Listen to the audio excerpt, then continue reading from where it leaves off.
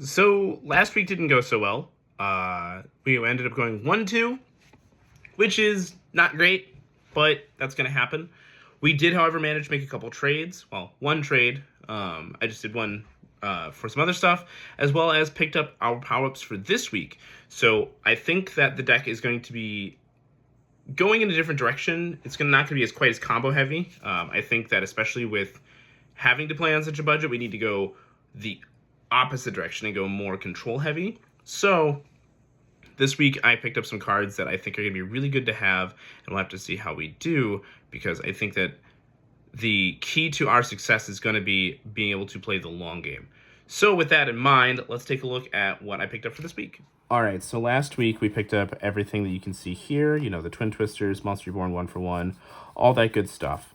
We also got our 2 entry packs, which got us to the Endymion and the number 104, which is pretty awesome.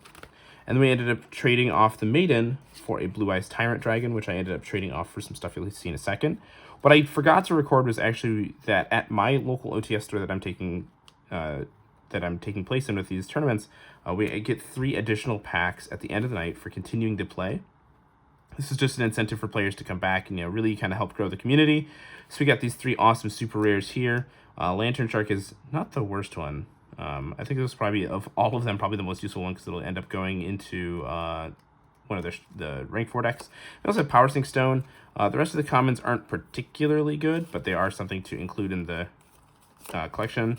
I'll probably put Sophina in there, or Shapina, just so I have something for the Melodious Duelists. But that's what we have from last week. Now, this week, we have a ton of power-ups. First, I'll show you what I traded the Blue Eyes Tyrant Dragon foil for. There was a ton of really good cards that I managed to snag. 3 Book of Moon, 3 Ghost Reaper Winter Cherries, 3 Ghost Sister and Spooky Dogwood, 3 Dragons Light and Darkness, and then 3 Dark End Evaporation Dragon. Those were all for the 1 Blue Eyes Tyrant Dragon, which is like $2. These are all like pennies. I think these are, the Book of Moons are 20 cents. And then these are literally all just like penny cards. So it was pretty solid to get our collection going. We have some good staples here. I was also lucky enough to get a Mirologic Aggregator. So now I have one of those for the side deck as well, which is going to be great because this week's power-ups are incredible. And we're going to go through those right now because there are a ton of them that really change how this deck could play going forward. So first off, we have Garura, Predaplant Dragon Stapelia, and Mud Dragon of the Swamp. These are so that way in the future when I pick up Super Polys, I have some good Super Poly targets. Then I also have Natis, and then Mysterion, the Dragon Crown. This is another Super Poly target, but it's also good with the Fallen of Albaz that I picked up. And then for the Fallen of Albaz, I picked up Albalanatus, Mirror Jade, Lubellion, and Albion the Branded Dragon. So I have all of these now as well. These are all pretty like super duper cheap. I think all of these are like 25 cents on average. Then Albalanatus is like a $2 card. So we are doing pretty well there. Then I ended up spending $6 on 3 Ultimate Slayers. This was the big pickup of the week because I think Ultimate Slayer is going to be a really important card for the format, which is why the Aggregator is so good, because now I actually have that to send with the copy of Slayer, which will be really nice. And then a Light and Darkness Dragon Lord. This is a huge pickup, I think, because I want to try to do either the Fallen of Albaz or the Dark End Evaporation Dragon direction and turn it into more of a control deck. And I also picked up 3 Paleozoic Dynamiscus. This is going to be another really good card just to have copies of. Since we're playing such a low to the ground deck, I figured we could even make this like a Tyrant control and just loop Dynamiscus and things like that, and then just slowly accrue resources over the game that way. Light and Darkness Dragon Lord is also a card that I can make with Fallen of Albaz, which is pretty solid. The way to do that is I summon Fallen of Albaz using their Light or their Dark, and then I summon the corresponding dragon. Ideally, I'd like to summon Lubellion, and then if I summon Lubellion, I can actually return it and Fallen of Albaz back to summon Light and Darkness Dragon Lord, which is pretty solid, since they'll be, or no, I can't actually do that. How would I do this? Oh, I see. So I'd have to summon Albion first. Then I banish to summon Lubellion, and then I return these two to summon the Light and Darkness Dragonlord. That is really hard, and I didn't think that through all the way, but it is something to have for the collection anyways. It'll be pretty solid just to have these kinds of like powerful cards. Maybe it's something to consider, maybe not. I'm not totally sure. But with that in mind, let's grab our deck here and see what we can change out. So it worked okay, but one of the issues we had was a lot of bricking. And that's gonna, I mean, that's just gonna be part of playing, in general, just a budget deck where you don't have access to as many consistency cards as other decks do. But specifically, a Blue Eyes deck really is gonna just brick, because that's part of playing Blue Eyes is, you know, your draws aren't always the most consistent. So let's look at what we can change here. I think one of the things I want to change for sure is the hand trap lineup. I really want to include Dynamiscus. I think that that's going to be a card that no one is going to play around, so we can kind of abuse that. And then maybe even consider cutting back on some of the, like the Baldrake and stuff like that. That's also a consideration. One card I really want to consider is Neo Kaiser Seahorse as well, because the more I've read of that card, the more impactful it seems like it is, as just a solid normal summon. And if I'm playing this deck low to the ground, where we don't really have like a ton going on anyway, I think that having that impactful normal summon is going to be really good. So let's just finish sorting this out here. So we've got our deck all ready to go here. Let's just keep everything kind of together. So what worked well and what didn't? That's going to be, I think, one of the first things to consider. But the next thing to consider is going to be what we can add. So we'll grab our copies of Ghost Ogre, Chaos Hunter. Maybe we'll grab a second one of these, and we'll grab these out just in case as well. Yeah, I think that's all we really need for now. So we'll set all this off to the side. All right, so we could continue doing the Metalmorph lineup. That does seem pretty solid, and I think it's probably our best option since it's the most powerful option we have available. So I think I want to keep that. But looking at this, this can't change. This is all, I think, pretty much mandatory. Ultimate Fusion is something I'm considering dropping. And then Baldrake. Droll is something I'm considering. I like Solemn Strike a lot, but I'm wondering if maybe playing Dynamiscus instead would be better. Or we just play them alongside each other. So we have 5 slots right here. Ghost Ogre seems very strong right now, so I don't think I want to get rid of that. I actually want to increase Ghost Ogre to 3, so I think that's going to be the first thing we're going to do. We'll take out the Baldrake, because while the Bestials are good, they are also very easily played around. And unless you open with like a Bestial really early, they're pretty hard to make useful in a matchup like the Mirror Match. Plus, one of the most dominant decks at my local is the Malice deck, so playing Bestials just kind of plays into that. This is off to the side, so we have 3 Ash, 3 Veiler, 3 Ogre, 3 Strike, 3 Imperm. Then, let's see, we have Drolls and Ultimate Fusion. What if instead of Droll, we just play the 3 Dynamiscus? The issue with playing Dynamiscus is that it makes going first better, but it makes going second even worse, because now I don't have Drolls to back it up. Well, one thing I definitely want to do is I want to take out the Ultimate Fusion for a Neo Kaiser Seahorse. I really like the idea of Seahorse. Although, that does give me 7 normal summons, so maybe it's not the best. We'll come back to that in a second. So we have these 3 Drolls. I guess technically Magnamut. Magnamut, I think if I play Seahorse, I definitely have to play Magnamut, so these two kind of go together, because then I can have these 2 together. So, let's see. What if I go like this, and what if instead of the 3rd Ogre, I play 2 Dynamiscus? Because then that gives us 3, 6, 7, 8, 9, 10, 11, 12, 13, 14 hand traps. And I still have, I like this actually. I like this a lot. So we're going to do this. I think I need to keep the Magnamuts in the deck, or at least the Magnamut in the deck, because it is able to search out Black Metal Dragon and also recur my Red Eyes Darkness Metal Dragon. So it gives me the ability to continue to play. So even though I'm not playing Neo Kaiser Seahorse, it does give me a good follow-up. Let's see. I like this a lot. Yeah, we'll do it this way. So we'll go over the whole deck here in a moment, just to refresh everybody's memory. But to the side deck and extra deck, because that is where some changes definitely need to be made. Because we also still can consider the Fallen of Albaz line too, which is something to consider. We could consider that instead of something like Neo Kaiser or even Dynamiscus. Let's take a look. So the extra deck. This is our extra deck so far. One card I found that I never summoned was Azure Eyes. I think that's just going to come out for the aggregator because I definitely want to side deck the copy of Ultimate Slayer. I also could play Dark End Evaporation Dragon. That's another good card too. Although, in order to play Dark End, I have to play a level 8 Dragon monster in my extra deck, so I'd have to play these. So I think we'll come back to this in a week or two. I'm also forgetting. Man, I'm forgetting about all these cards too. I think the extra deck kind of just stays as it is for right now. Although, no, we want to put Garura in here.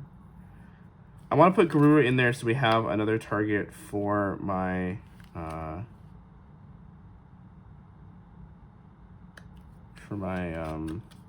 what's it called?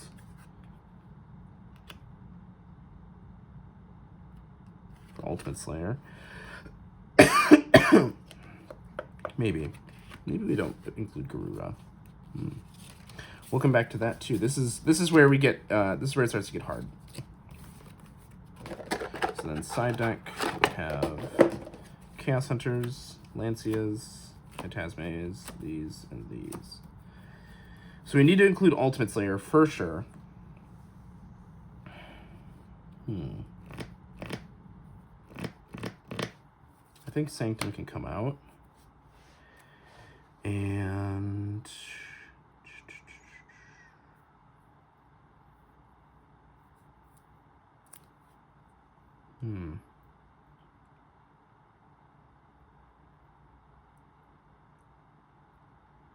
well, it seems like we're doing more mirror matches than Malice. So what if we go like this? I make my Malice matchup a little bit worse, but realistically I'm not playing against that many Malice anyways. There's only like one or two where they're just really dominant. So then I have Ultimate Slayer, which then also makes swing second into Malice a little bit better because I can stop the Avo Aku or the Nightmare Griffin. So let's try this. This is a little risky because now I don't have as many good draws into the Malice matchup, but I do have good draws across the board. So let's see. I also want to decide cherries though, but I think if we're going first, if we're going second, I think Phantasme Lancia are enough. If Blue Eyes becomes too dominant at my local, then I definitely have to side cherries. Let's see.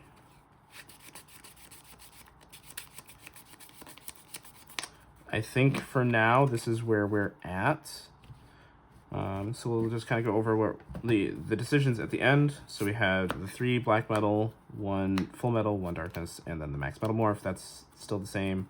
The Blue Eyes engine is also the same of 3 maiden, 3 sage, 2 blue eyes, 3 wishes, a roar, mausoleum, true light, and majesty. None of this has changed.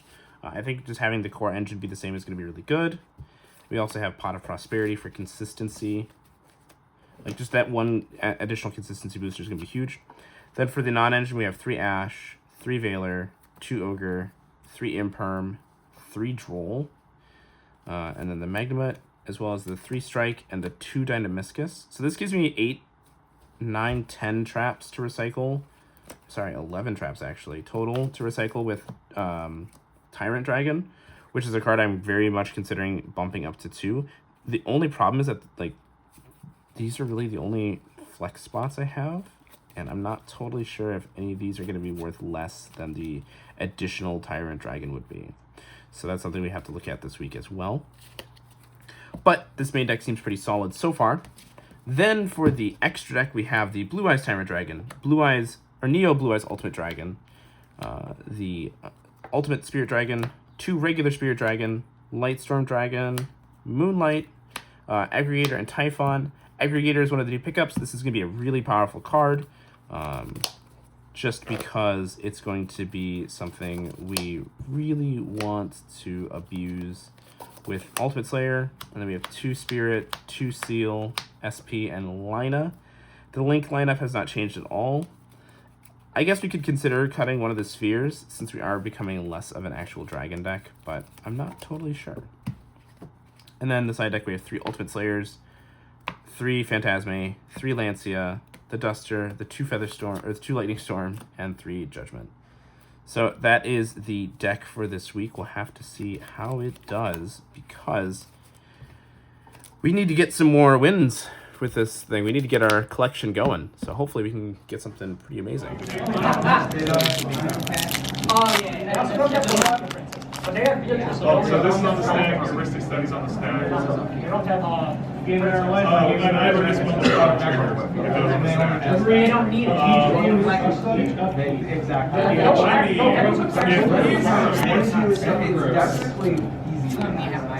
I would say would be to counter his. Right. I still have a